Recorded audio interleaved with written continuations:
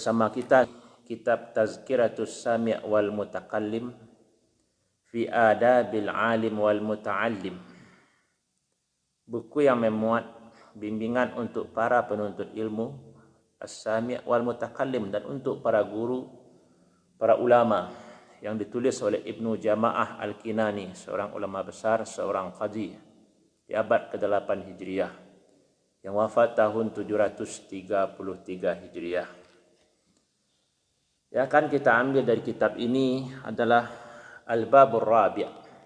Langsung kita kepada bab yang keempat.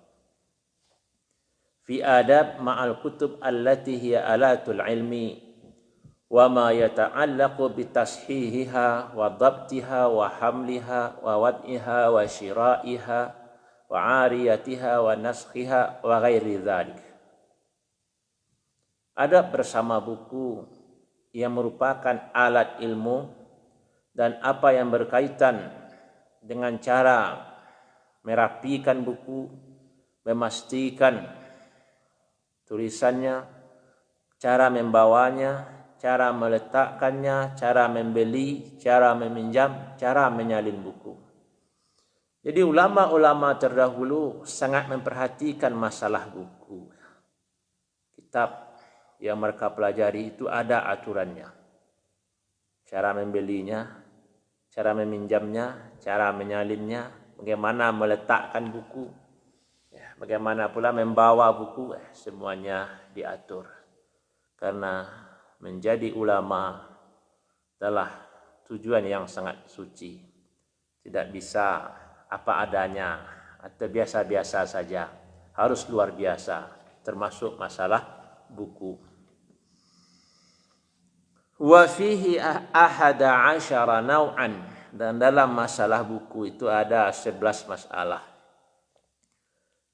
Al-awwal, yanbaghi li talibil ilmi an ya'taniya bi tahsilil kutubil muhtaj ilaiha ma amkanahu shira'an wa illa fa ijarah aw 'ariyah li'annaha alatut tahsil. Seharusnya lah penuntut ilmu itu berusaha untuk memiliki buku yang dibutuhkan semaksimal mungkin dengan membelinya. Jika tidak mampu membelinya, pinjam atau sewa, karena buku adalah alat untuk mendapatkan ilmu. Tanpa buku tidak mungkin kita belajar. Dan di sini Ibnu Jama'ah mengingatkan, berusahalah semaksimal mungkin agar buku itu memang kita beli, kita miliki. Kalau tidak mungkin, ijarah, disewa. Boleh jadi di zaman-zaman dulu itu ada ijaratul kutub, penyewaan buku. Karena buku susah mendapatkannya, sehingga ada orang yang menyewakan buku, orang-orang tertentu yang bisa memilikinya. Au 'ariyah, atau meminjamkan buku. Karena buku itu alatut tahsil. Penuntut ilmu calon ulama rahimakumullah, walaupun hari ini banyak ceramah-ceramah di media sosial, di YouTube, yang buku yang akan kita baca itu tetap perlu. Karena buku itulah yang bisa dimurajaah. Buku itulah yang berikan pemahaman kepada kita. Mungkin dari nas kita baca di buku, ada beberapa pemahaman yang bisa kita ambil. Berbeda kalau hanya mendengarkan ceramah, kita akan memahami sesuai dengan pemahaman ustaz atau guru yang berceramah. Kemudian Ibnu Jama'ah ingatkan, tujuan kita untuk memperbanyak buku, memiliki buku adalah untuk memahaminya. Bukan sekedar untuk jadi kolektor buku. Jangan sampai kita hanya mengumpulkan berbagai macam buku, tapi tidak untuk memahaminya.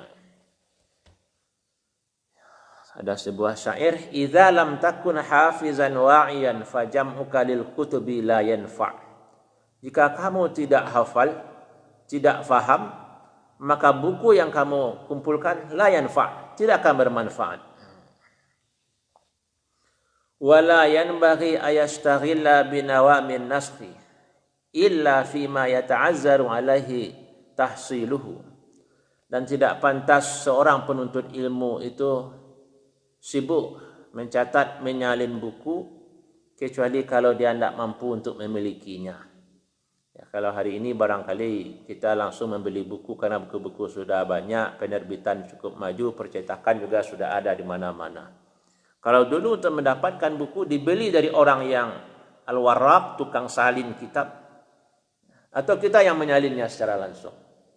Ya, hari ini kita syukuri buku-buku itu sangat banyak. Kitab ilmu agama bisa kita pesan. Ya, kalau 1900-an orang mesannya langsung ke Mekah, ke Mesir, butuh waktu berbulan-bulan baru sampai di Indonesia. Hari ini online, semuanya dalam waktu singkat bisa kita miliki. Maka perlu kita syukuri kemudahan ini. Ya, kita perlu memiliki buku-buku yang dibutuhkan dalam menuntut ilmu.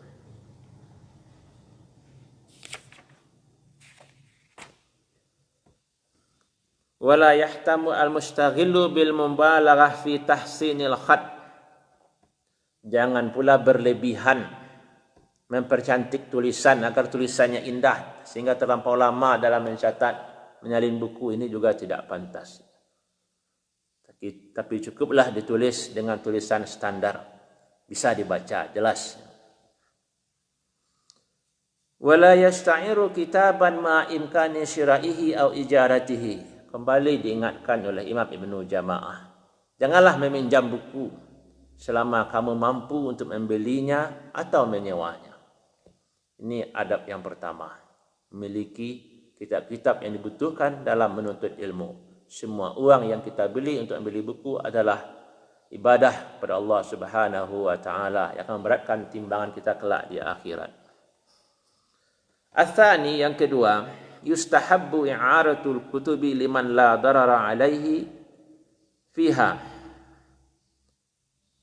Dianjurkan untuk meminjamkan buku bagi orang yang tidak memberikan mudarat kepada buku itu. Orang yang bisa menjaga keamanan buku. Dan orang yang kita pinjamkan itu tidak pula mendapatkan bahaya dari buku yang kita pinjamkan. Artinya, pinjamkanlah kitab kepada orang yang tidak akan merusak kitab dan dia pun wajar untuk membaca kitab itu. Jangan sampai ke penuntut ilmu yang baru pemula kita pinjamkan kitab-kitab yang besar. Ini tidak pas, karena dia akan menyulitkan baginya. Wa yanbaghi lil musta'iri ayashkura lil mu'ir. Sepantasnya lah orang yang meminjam itu mengucapkan terima kasih kepada orang yang telah meminjamkan buku kepadanya. Wala yutilu maqamahu indahu min ghairi hajah. Jangan pula terlampau lama buku orang itu kita pinjam. Bal yarudduhu idza qada hajatahu. Segeralah mengembalikan buku kalau sudah selesai kita baca. Jangan kita simpan lama-lama buku yang kita pinjam. Ini tentang meminjamkan buku. Wala yansakhu minhu bighairi izni sahibihi. Dan jangan pula menyalin buku yang kita pinjam tanpa izin pemiliknya. Jadi perlu diberitahu, ini adab-adab klasik di saat menyalin kitab itu adalah sebuah pekerjaan, sebuah profesi, dan periwayatan kitab itu adalah suatu yang mulia.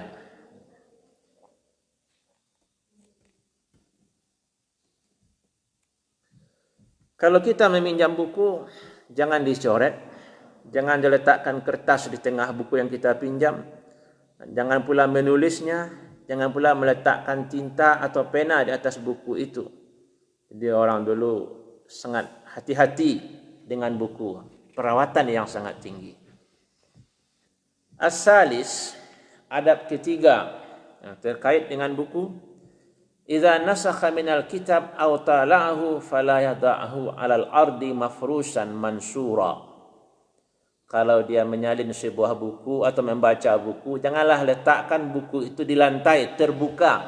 Ini diingatkan oleh Imam Ibnu Jamaah, jangan biarkan buku itu terletak di lantai. Karena orang dulu belajar belum pakai meja seperti kita saat ini. Jadi adab seorang penuntut ilmu yang sejati, penuntut ilmu yang menghormati ilmu, tidak membiarkan buku itu diletakkan di lantai, apalagi dalam keadaan terbuka. Bal yaj'aluhu baina kitabaini aw syai'aini aw kursiyul kutub. Tapi letakkanlah buku itu antara dua buku, ya, seperti ini. Kita contohkan.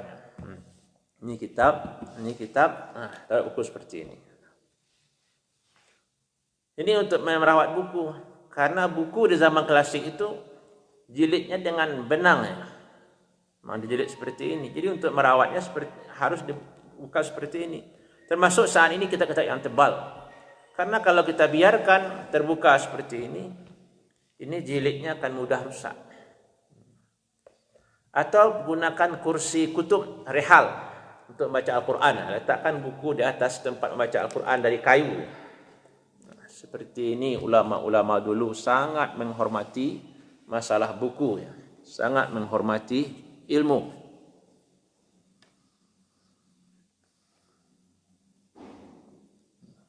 Dan usahakanlah meletakkan buku itu di tempat yang tinggi. Jangan langsung di lantai, mungkin dibatasi dengan kayu atau sejenisnya.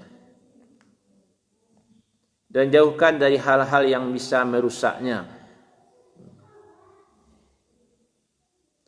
Diperhatikan adab terhadap buku karena dia adalah ilmu, karena kemuliaannya dan karena penulisnya. Wa jalalatihim, dan kemuliaan orang yang menuliskannya, karya-karya para ulama-ulama terdahulu. Kemudian adab menyusun buku. Masih nomor 3. Bagaimana cara kita menyusun buku? Summa yura'i at-tadrij. Perhatikanlah tahapan dalam menyusun buku. Fa in kana fi hal mushaf al-karim ja'alahu a'la. Kalau ada Al-Quran, letakkan Al-Quran itu dalam susunan buku yang paling tinggi. Kemudian kitab yang paling banyak ayatnya nomor 2. Kemudian kitab yang di situ ada ayat, ada hadis, terus ke bawahnya. Jadi kitab-kitab tafsir paling atas. Setelah itu kitab-kitab hadis, setelah itu kitab-kitab fikih.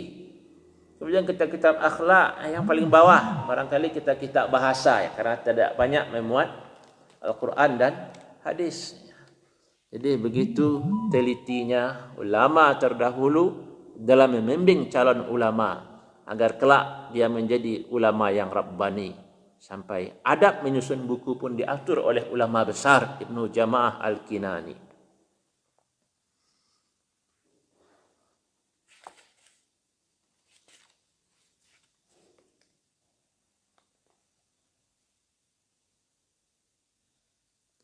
Dan jangan jadikan kitab itu untuk menyimpan kertas-kertas. Jangan masukkan kertas ke dalam kitab.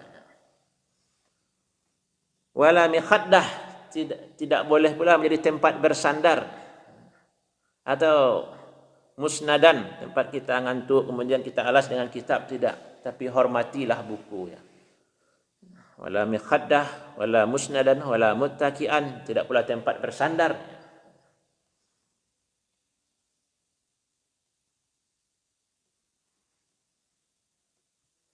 Termasuk yang keempat, iza sta'ara kitaban, apabila kita meminjam buku, fayanbaghi lahu ayatafaqqadahu inda iradati akhzihi wa raddihi, kan hendaklah dia memperhatikan kapan buku itu akan dikembalikan, kapan akan diambil kembali.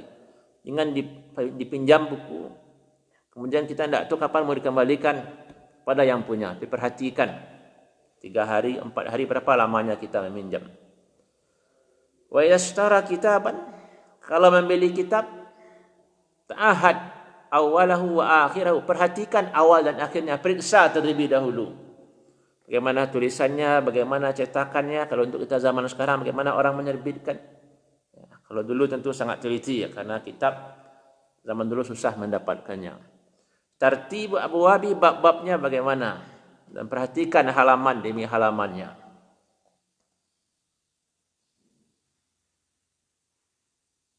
Ini adab ketika meminjam buku orang atau ketika membeli.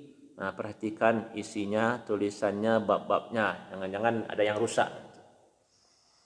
Al-khamis, iza nasakha syai'an min kutubil ulumi syar'iyyah, fayanbaghi ayyakuna ala taharatin mustaqbilal qiblah, tahiral badan wa thiyab, bihibrin tahir. Allahu Akbar, luar biasa. Kalau seorang penuntut ilmu itu menyalin, mencatat dari buku-buku agama, hendaklah dia dalam keadaan suci, menghadap kiblat, suci badan dan pakaian, dan dari tinta yang suci. Jadi ulama-ulama terdahulu kalau ingin mencatat sesuatu, mereka sangat hati-hati. Pakaian harus suci, badan harus suci, menghadap kiblat, dan dengan tinta yang suci. Karena kesucian ilmu, karena menghormati ilmu, tidak ada serampangan atau sembarang saja, semuanya diperhatikan.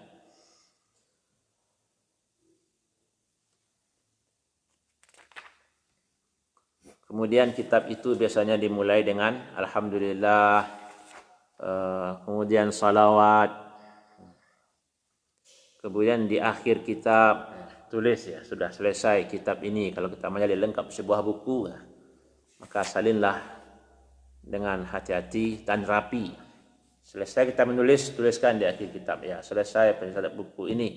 Dan tradisi ulama dulu mereka tuliskan kapan selesainya dia menyalin buku, di mana tempatnya. Dia selesai menulisnya di dalam Masjidil Haram, selesai menulisnya di Mesir, dituliskan.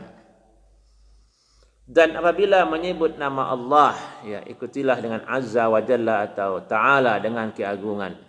Dan kalau menulis nama Nabi Muhammad SAW, ikuti dengan salawat sallallahu alaihi wasallam. Inilah tradisi ulama-ulama salaf terdahulu. Demikian juga kalau menyebutkan nama-nama sahabat, apalagi sahabat-sahabat yang mulia, sahabat-sahabat yang besar, radhiyallahu anhu. Ikuti dengan doa radhiyallahu anhu. Dan janganlah dia menulis assalatu wassalam selain kepada Nabi.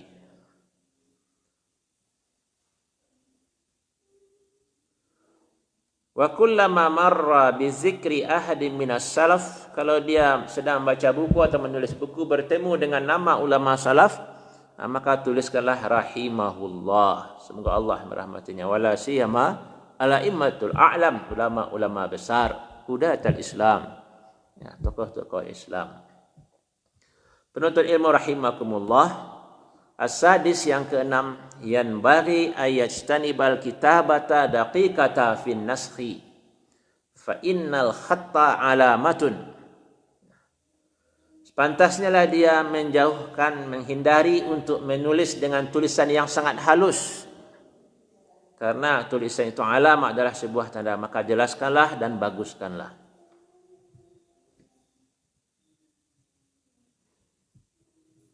Ya, kalau ada ulama-ulama dahulu melihat tulisan yang tidak bagus, mereka akan komentar, haza khattun man la yuqin bil khalaf min Allah. Ini adalah tulisan orang yang tidak yakin bahwa Allah akan mengganti.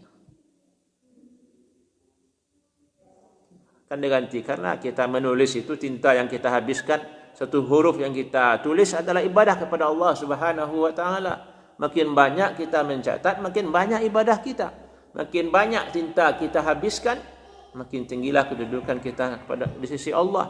Makin banyak uang kita habiskan untuk membeli kitab, ya, insyaAllah ini barangkali akan membukakan pintu surga untuk kita.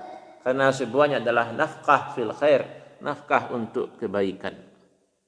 Maka jangan bakhil untuk membeli buku, jangan bakhil dalam menulis.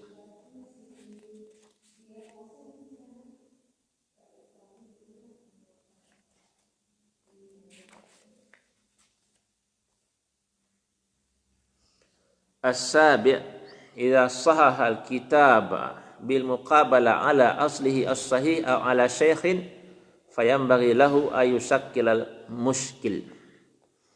Kalau dia sudah mentashih satu kitab dengan kitab yang asal, maka berikanlah baris huruf-huruf yang sulit.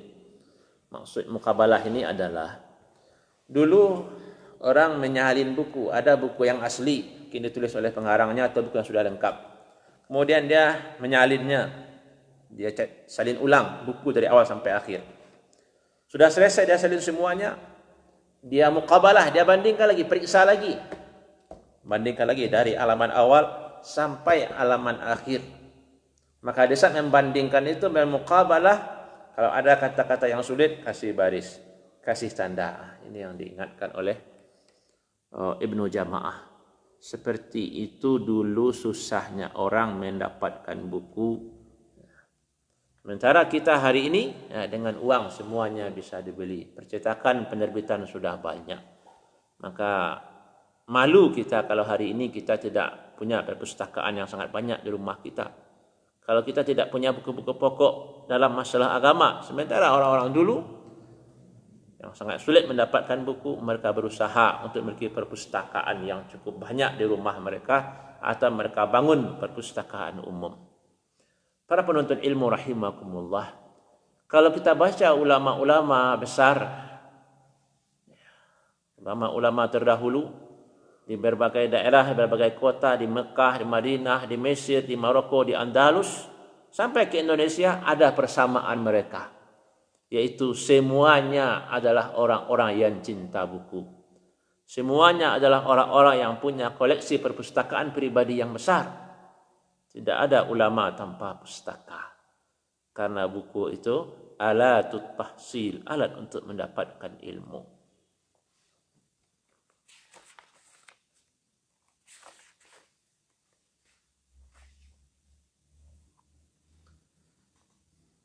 Ya, bab ke-8 ini mungkin banyak terjadi di masa lampau, tapi saat ini atau zaman kita jarang terjadi.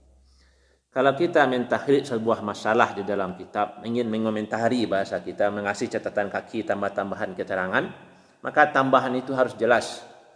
Mulailah menulis di sebelah kanan. Jadi menulis pun ada buku pinggirnya, ada kiri, ada kanan, atas, bawah. Kalau ingin menulis, mulai dari yang kanan. Sampai di sini. Allah menyukai yang kanan, sampai di sini dipraktekkan. Mulai dari yang kanan. Catatan pinggir. Baik masalah-masalah ilmiah, atau ada yang salah di dalam buku yang kita baca, atau kita ragu, kasih tanda dan buat ihalah petunjuk ke sampingnya. Sudah penuh sebelah kanan, sebelah kiri, setelah baru di atas, terakhir di bawah. Nah, ini urutan-urutannya dalam menjaga buku, sehingga orang-orang yang akan mewariskan kitab kita nanti paham mana yang buku, mana yang isi buku, mana yang tambahan. Kalau zaman sekarang mungkin orang mudah memahami, tapi tempo dulu ya boleh jadi orang ragu. Demikian juga yang ke-9 masih masalah terkait itu, bagaimana cara kita memberikan tambahan-tambahan kepada sebuah buku yang harus dipisahkan dari buku asal. Ada matan teks buku, kemudian tambahan kita di sampingnya jangan nampakkan perbedaan. Kemudian diingatkan juga di sini, jangan membuat tulisan antara baris dengan baris. Kalau kita kan sering menerjemah kitab itu di pondok, berarti di bawah. Kalau di sini diingatkan, kalau ingin tambahan itu jangan ditulis antar garis, antar garis dengan garis, tapi tulis di sampingnya. Karena tambahan mereka itu kan arti seperti yang kita buat hari ini. Mereka mungkin fawaid yang mereka dengar dari guru, atau mereka nukil pula dari kitab-kitab yang lainnya.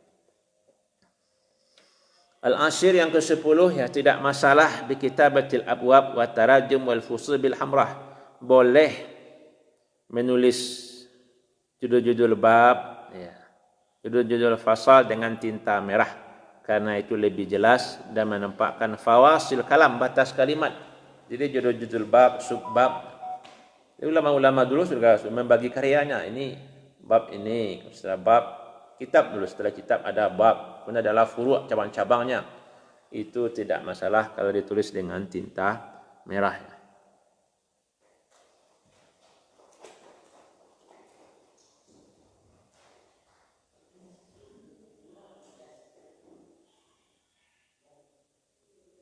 Ya, juga disebutkan di sini membuat rumus kode-kode itu para jamaah terdahulu di kalangan ahli hadis, ahli fikih, ahli usul juga membuat seperti itu.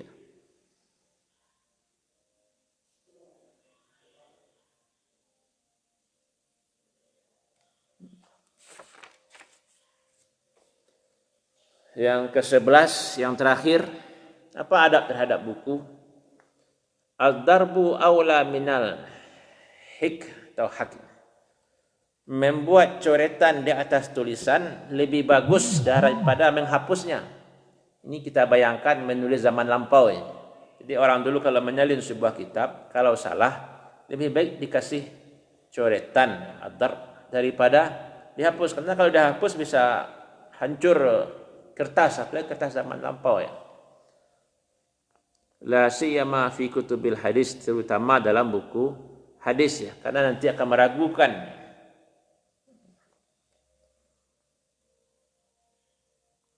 Nah, ini maksudnya secara umum adalah tulisan kita dalam menulis buku itu harus jelas. Tambahan yang kita berikan ke dalam sebuah matan kitab yang sudah ada harus terpisah, sehingga orang setelah kita pun mudah untuk membacanya. Kemudian kalau ada kesalahan-kesalahan, coretan yang ingin kita berikan juga dengan cara yang bagus. Para penuntut ilmu rahimakumullah, inilah 11 adab penuntut ilmu yang terkait dengan buku. Apa yang dituliskan oleh Ibnu Jamaah melahirkan rasa kagum kita pada ulama-ulama terdahulu yang sangat menghormati buku, sampai kepada cara menulis, cara meminjam, cara meletakkan diatur dengan sangat teliti. Demikian juga kalau kita ingin mencatat, memberikan tambahan, mungkin juga kritikan yang terkait dengan satu buah buku, ya pisahkan dari tulisan yang asal agar tidak bercampur. Kemudian juga diingatkan jangan menulis terlampau kecil tulisan kita sehingga tidak bisa dibaca, seolah kita bakhil, tidak yakin kita akan diganti oleh Allah Subhanahu wa taala apa yang kita tuliskan.